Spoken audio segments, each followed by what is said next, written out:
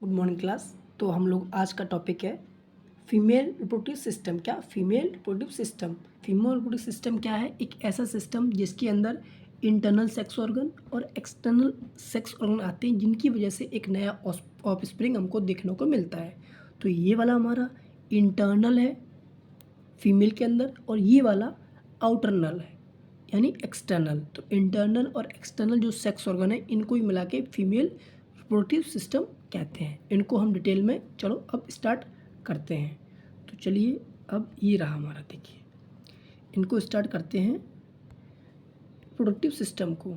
चलिए हम स्टार्ट करते हैं। तो ये देखिए, अब इसको देखते हैं। तो female reproductive system is a made up of internal and external sex organ. जैसा बताया है, फीमेल रिप्रोडक्टिव सिस्टम है वो इंटरनल और एक्सटर्नल सेक्स ऑर्गन से मिलकर बनता है।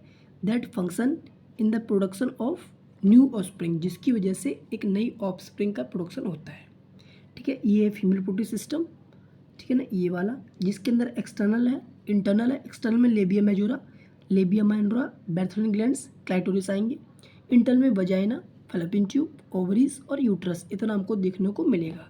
इन्हीं को हम डिटेल में देखते हैं डायग्रामेटिक वे में। ओके, ठीक है, चलो देखते हैं।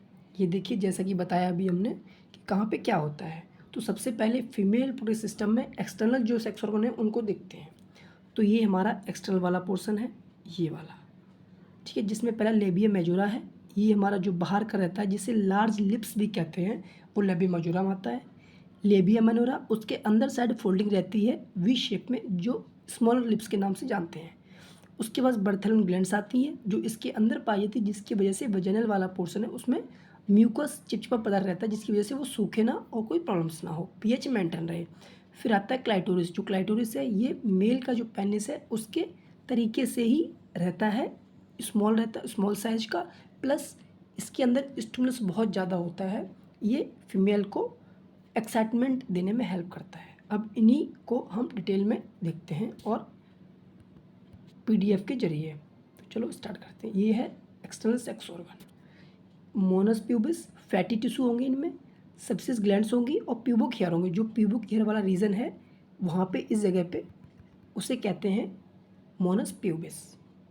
ठीक है ना, फैटी टिश्यू रहेगा उसके ऊपर, और जहाँ हेयर्स आते हैं प्यूबिक एरिया में। लेबिया मेजोरा, जैसे कि भी बताया, लेबिया मेजोरा ये बाहर वाली जो स्किन है उसे कहेंगे, जिसको हम लार्ज लिप्स भी कहते हैं, जो बंद होती है एंड ये प्रोटेक्ट करती है अंदर के ऑर्गन्स को। प्यूबर्टी के टाइम में यहाँ पे कुछ और ग्लैंड्स आती हैं और कुछ पसीने वाली ग्लैंड्स आती हैं, जिनकी वजह से वहाँ थोड़ी नमी सी रहती है। उसके बाद लेबिया मेनोरा पे आते हैं, अंदर साइड का जो लिप्स है, ठीक है ना, जहाँ क्लोटोरस के ऊपर वाला थोड़ा पोर्शन, जिसे स्मॉल लिप्स भी कहते हैं, जो कि हर फीमेल में शेप और साइज में चेंज रहती है। ये क्या करती है, वजाइना और यूथ्रा को कवर करके रखती है, जिससे कोई भी डैमेज ना हो, कोई भी इशू ना हो इसकी वजह से। तो ये लेबिया मेनोरा, लेबिया मेजोरा, ये दो हो गए external sex organ. Bartholin glands, जैसा कि बताया, it's secrete mucus which is by which vagina never dry, जिसकी वजह से वेजाइना ड्राई नहीं होती है, उसमें कुछ ना कुछ म्यूकस सीक्रेट होता रहता है, जिसकी वजह से पीएच मेंटेन हो और कोई भी इशू ना हो उसमें। क्लाइटोरिस है, ये स्मॉल सेंसिटिव प्रोट्रूशन ऑर्गन है फीमेल के अंदर, जो कि मेल पेनिस के जैसा ही रहता है। ठीक है, it is very sensitive to stimulus. जब इसको स्टिमुलस देती है तो थोड़े से में ही इरेक्ट हो जाता है और उत्तेजित चीज़ हो जाती है। ओके, तो इस तरीके से ये काम करता है। अब इसके नेक्स्ट में आते हैं। ठीक है, ये देखिए, अब इसको कवर करते हैं, किसको, इंटरनल सेक्स ऑर्गन को। ठीक है, इंटरनल सेक्स ऑर्गन को हम अब कवर करते हैं कि इंटरनल सेक्स ऑर्गन कौन कौन से होते हैं। चलो स्टार्ट करते हैं। तो पहले है वजाइना। तो जो वजाइना है वो क्या है, vagina is a canal. Vagina एक कैनाल है that join the cervix to outside the body, it also known as birth canal. जहाँ से बच्चा एक बर्थ लेता है, वो जो पोर्शन ये वाला देखिए, ये वजाइना है, ठीक, और ये वाला पोर्शन सर्विक्स है। तो इस एरिया को हम कैनाल कहते हैं, जहाँ से जो बेबी है वो बाहर निकलता है। ओवरीज हम लोग जानते हैं, इस जगह पे ओवरीज रहती हैं, जो स्मॉल होती हैं, ओवल शेप्ड की होती हैं, जो यूट्रस के दोनों साइड रहती हैं। ओवरीज एग प्रोड्यूस करती हैं और हार्मोन्स प्रोड्यूस करती हैं।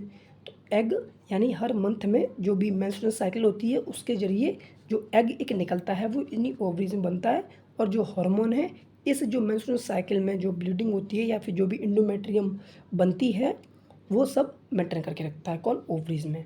अब नेक्स्ट हम देखते हैं, नेक्स्ट कौन सा है। तो नेक्स्ट हमारा हम लोग नेक्स्ट पे आते हैं। ये देखिए, उसके बाद यूट्रस है, हम लोग जानते हैं कि यूट्रस के पार्ट्स होते हैं, ठीक है ना, जिसमें फंडस है जहाँ पे बच्चा इम्प्लांट होता है। उसके बाद इसमें हमारा क्या कहते हैं बॉडी आएगा, जिस जगह पे इम्प्लांट होने के लिए स्पेस मिलता है। एक्चुअली जो वो पोर्शन है इसका फंडस, वहाँ पे अटैचमेंट होते हैं ब्लास्टोसिस्ट का।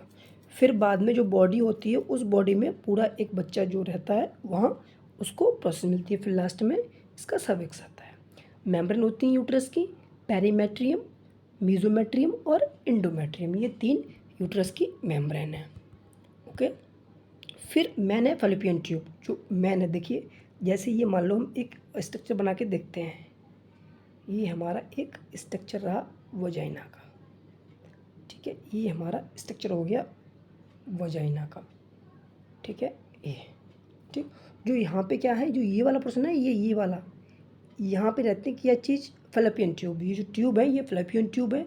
और यहाँ पे ओवरीज से एग आता है, इसी जगह पे स्पर्म और किसका एग का मिलन होता है, ठीक है ना। इसके 3 पार्ट्स होते हैं, हम लोग पढ़े हो, एम्पुला पढ़ा होगा, एम्पुला जंक्शन पढ़ा होगा, उसके बाद में आपने इनफंडिबुलम पढ़ा होगा। तो इन्हीं जगहों पे स्पर्म और ओवा का मीट होता है, ठीक है ना। यही एक साइट है जहाँ पे फर्टिलाइजेशन अकर होती है। तो इसको हम इस तरीके से लर्न करके रखेंगे। तो फैलोपियन ट्यूब को ओविडक्ट भी कहते हैं, जो कि सिलिएटेड कोलुमनल लेयर की बनी होती है। ये फनल शेप की होती है, opening through which enter fallopian tube from abdominal cavity, ठीक है ना। जो स्पर्म है वो पहले वजाइना, फिर सर्विक्स, उसके बाद यूट्रस, यूट्रस से फैलोपियन ट्यूब में आते हैं, ठीक है। फिर उसके अंदर फेमराई होती है जहाँ ओवरी जहाँ अटैच रहती है, ठीक है ना। ये इसीलिए अगर कोई पूछता है कि कौन सी साइट है जहाँ पे हमारे फर्टिलाइजेशन होगा, तो वो कौन से फैलोपियन ट्यूब ही है।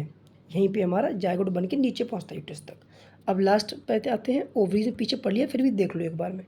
रिमूवल ऑफ ओवरी को ओफ्यूटोमी कहते हैं। हार्मोन्स PERI मतलब प्रोजेस्टेरोन, एस्ट्रोजन, रिलैक्सिन और इनहिबिटिंग, ये हार्मोन्स हमारी ओवरीज निकालते हैं, ठीक है। बाकी जर्मिनल एपिथेलियम होती है और ट्यूनिकल एब्लिजिनिया, ये 2 लेयर्स इस ओवरीज के अंदर पाई जाती हैं। ओके।